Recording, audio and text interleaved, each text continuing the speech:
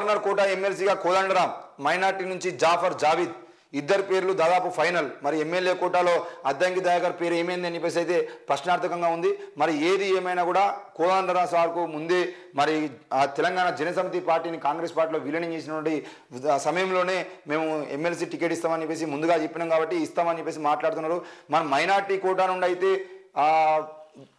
జాఫర్ జావీద్కు సంబంధించిన విషయంలో ఆయన పేరు వినబడుతోంది. గవర్నర్ కోటాలో ఖాళీగా ఉన్న 2 ఎమ్మెల్సీ స్థానాలకు కాంగ్రెస్ పార్టీ ఇద్దరు పేర్లను దాదాపుగా ఖరారు చేసింది.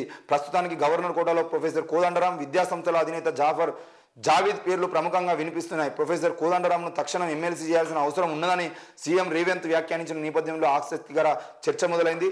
ఉద్యమంలో కీలక పాత్ర, తెలంగాణ ఉద్యమంలో ప్రొఫెసర్ కోదండరాం పోషించిన పాత్ర, ప్రొఫెసర్గా సేవల ఆధారంగా ఆయన పేరును రాష్ట్ర మంత్రివర్గం ఆమోదించి గవర్నర్కు పంపే అవకాశం ఉంది.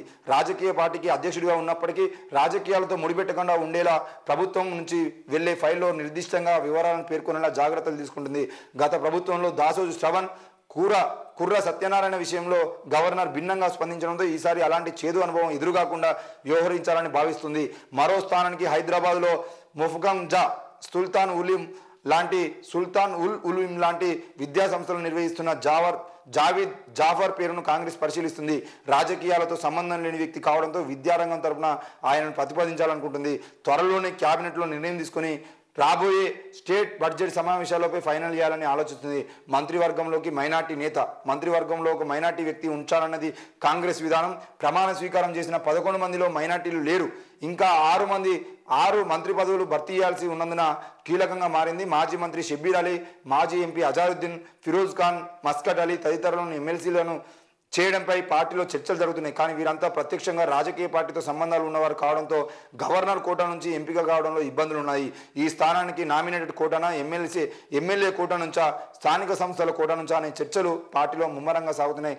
ఏది ఏమైనా కూడా ఫిరోజ్ ఖాన్ కూడా చాలా సందర్భాల్లో నాకు ఎమ్మెల్సీ ఇచ్చారు అవకాశాన్ని అనిపేసి మాట్లాడారు. మరి అద్దంకి దయాకర్ పేరు లేకుండా, ఫిరోజ్ ఖాన్ పేరు లేకుండా, ఎందుకంటే వీళ్ళు కాంగ్రెస్ పార్టీకి సంబంధించినటువంటి సీనియర్లుగా ఉండి ఎన్నో రోజులుగా ఎంఐఎం పార్టీ మీద అత్యంత దూకుడుగా వ్యవహరిస్తున్నటువంటి వ్యక్తి ఫిరోజ్ ఖాన్.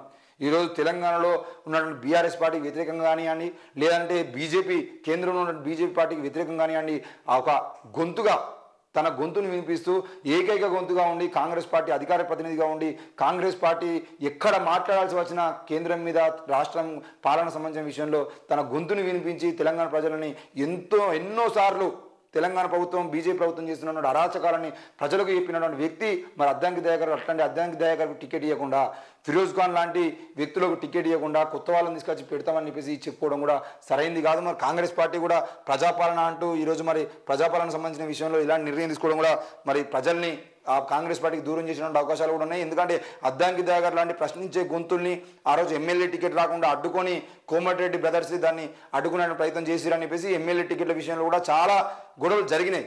మరి ఈరోజు గెలిచిన తర్వాతనైనా ఏదో ఒక పదవి ఇస్తారు, లేదంటే ఎమ్మెల్సీ ఇచ్చి ఆయన మంత్రి పదవి ఇస్తారు అని చెప్పేసి చాలామంది ఆశిస్తున్నప్పటికీ, ముఖ్యంగా దళిత సోదరులు ఆశిస్తున్నప్పటికీ కూడా అట్లాంటిది ఏమీ చేయకుండా మరి ఈరోజు మొత్తానికి అద్దంకి దయాకర్ను పక్క పెట్టడానికి ప్రయత్నం చేయడం కూడా అది దేనికి దారిస్తుందనేది కూడా కాంగ్రెస్ పార్టీ జరిగేటువంటి నష్టాన్ని కూడా కాంగ్రెస్ పార్టీ బాధ్యత వహించాల్సి ఉంటుంది.